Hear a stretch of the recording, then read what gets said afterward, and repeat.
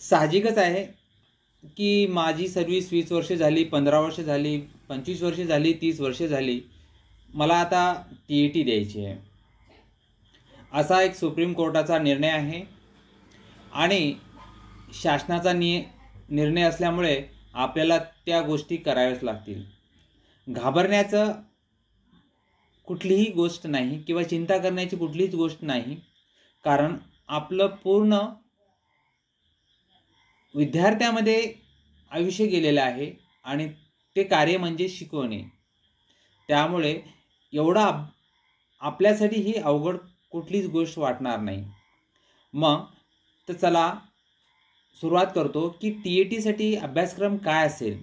Paper 1 आणि paper 2. Paper 1 कोणासाठी असेल? इयत्ता 1 ते 5च्या शिक्षकासाठी पेपर फर्स्ट असेल आणि पेपर सेकंड इयत्ता 6वी ते 8वीच्या शिक्षकासाठी असेल. आता पेपर 1 इयत्ता 5वी ते 6वीसाठी अभ्यासक्रम कोणता असेल? पहिला बालविकास आणि अध्यापनशास्त्र. यामध्ये कोणकोणते घटक असतील?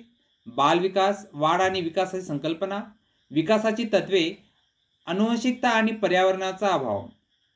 त्यानंतर शिकण्याचे सिद्धांत. यामध्ये वेगवेगळे सिद्धांत कोणकोणते आलेत ते सिद्धांताच्यामध्ये आपल्याला अभ्यास करावा लागेल आणि त्यानुसार आपल्याला त्यावर प्रश्न असतील. या ठिकाणी 2-3 सिद्धांत दिलेले आहेत, कोहलरबर्ग, पियाजे. त्याचबरोबर बुद्धिमत्ता हार्वर्ड गार्डनच्या बहुआयामी बुद्धिमत्तेचा सिद्धांत यात आपल्याला अभ्यासक्रमामध्ये दिलेला आहे आणि त्या अभ्यासक्रमानुसार आपल्याला बुद्धिमत्तेचे प्रश्न अभ्यासावे लागतील. त्यानंतर अध्यापनशास्त्र. शिकण्याची प्रक्रिया, मुलांमधील वैयक्तिक फरक, विशेष गरजा असणाऱ्या मुलांचे शिक्षण, हा एक अभ्यासक्रम आपल्याला आहे. त्यानंतर मूल्यमापन, म्हणजे आपण सतत जे काम करत आहे मूल्यमापनावर, ते मूल्यमापन सतत सारोगश मूल्यमापन म्हणजे CCE. त्याचबरोबर भाषा, लँग्वेज फर्स्ट, उदाहरणार्थ मराठी. मराठीसाठी काय काय असेल? आकलनावर असतील पाहिलेले उतारे, गद्य आणि पद्य, त्यावर आधारित प्रश्न असतील.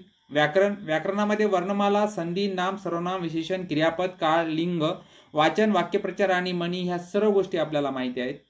आणि त्याचबरोबर अध्यापनशास्त्रही आपल्याला सर्वांना माहिती आहे. भाषा शिकण्याची तत्वे, भाषा कौशल्याचा विकास, ऐकणे, बोलणे, वाचणे आणि लिहिणे. त्यानंतर भाषा सेकंड म्हणजेच लँग्वेज, इंग्रजी. यामध्ये कम्प्रेशन्स, अनसीन पॅसेज यावर असतील काही प्रश्न. त्यानंतर ग्रामरवर असतील प्रश्न. ग्रामरमध्ये जे आपण आतापर्यंत शिकलेलो आहोत, मुलांना शिकवतो, part of speech, tense, article, preposition, voice, narration असे. त्यानंतर पेडॉलॉजीमध्ये गणितामध्ये आपल्याला काय असेल? अंकगणित.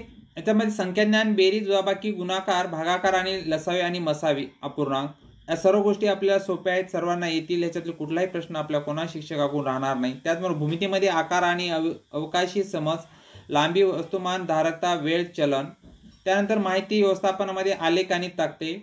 आणि अध्यापनशास्त्रामध्ये गणिताचे स्वरूप, गणित शिकण्याच्या पद्धती, मूल्यमापन.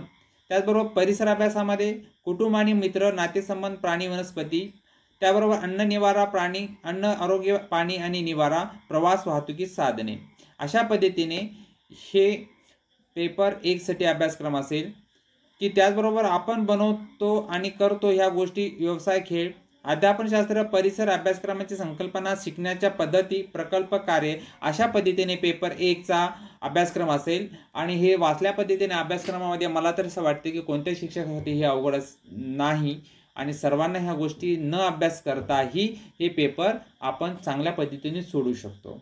कारण आपलं पूर्ण हयात आपण शिकण्यामध्ये घालवतो आणि या सर्व अभ्यासक्रमाचे घटक आहे ते कुठलाही अवघड घटक नाही. त्यानंतर पेपर 2 कोणासाठी आहे? मी मगा सांगितल्याप्रमाणे इयत्ता 6वी आणि 8वी शिकवणारे शिक्षक आहेत त्यांच्यासाठी हा अभ्यासक्रम का असेल? जसं की नाही बालविकास आणि अध्यापनशास्त्र पेपर 1 प्रमाणे, जसं पेपर 1 मध्ये सर्व अभ्यासक्रम सांगितला आहे तेच आहे. भाषा लँग्वेजमध्ये जे पेपर 1 जो अभ्यासक्रम आहे तोच एक ना, भाषेसाठी सुद्धा 6वी 8वीसाठी सुद्धा तेच आहे. पेपर भाषा लँग्वेज 2 म्हणजेच पेपर 2 त्या इंग्रजीचा जो अभ्यासक्रम आहे तोच एक नाही 6वी आणि 8वीसाठी सुद्धा आहे. त्यानंतर गणितामध्ये आणि विज्ञानमध्ये थोडा चेंजेस झालेले आहेत. यामध्ये अंकगणित, संख्या प्रणाली, वर्गमूळ, घनमूळ, घातांक. त्यानंतर बीजगणित, बेसिक समीकरणे, गुणोत्तर आणि प्रमाण, भूमितीवर मूलभूत संकल्पना, त्रिकोण, चौकोन, वर्तुळ, माहिती व्यवस्थापन, सांख्यिकी, आलेख. त्याबरोबर विज्ञानामध्ये अन्न, अन्नाचे स्रोत, घटक, स्वच्छता, पदार्थाचे वर्गीकरण, रेणू आणि अणु, आम्ल आणि आम्लारी, सजीवाचे जग, पेशी, सूक्ष्मजीव, वनस्पती आणि प्राणी.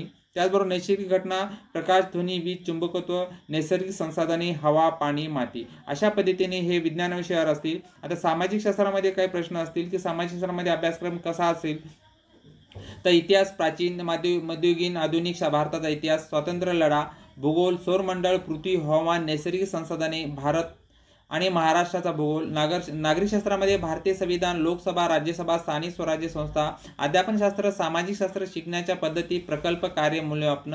अशा पद्धतीने आपल्याला हा अभ्यासक्रम असेल. तर हा अभ्यासक्रम मी सांगितल्या पद्धतीने आपणा सर्वांना माहीत होता, पण आता अजूनही हा व्हिडिओ पाहिल्यानंतर, ऐकल्यानंतर तुमच्या मनातला जो भ्रम, संभ्रम आणि जी थोडीशी मनामध्ये भीती होती, ही कुठलीही भीती राहणार नाही. अशा पद्धतीने कोणताही शिक्षक अभ्यास न करताही जो पेपरला गेला तर त्या शिक्षकांना 50% मार्क सहज मिळू शकतात. म्हणून शिक्षक विद्यार्थी मित्रांनो, या पद्धतीने थोडा आपण एक वेळेस रिव्हिजन केलं तरी ह्या अभ्यासक्रमाचं, तर आपल्याला सहज तो TETचा पेपर आपण डिस्टिंक्शनमध्ये पास होऊ शकतो. यात कुठलीही शंका नाही. धन्यवाद.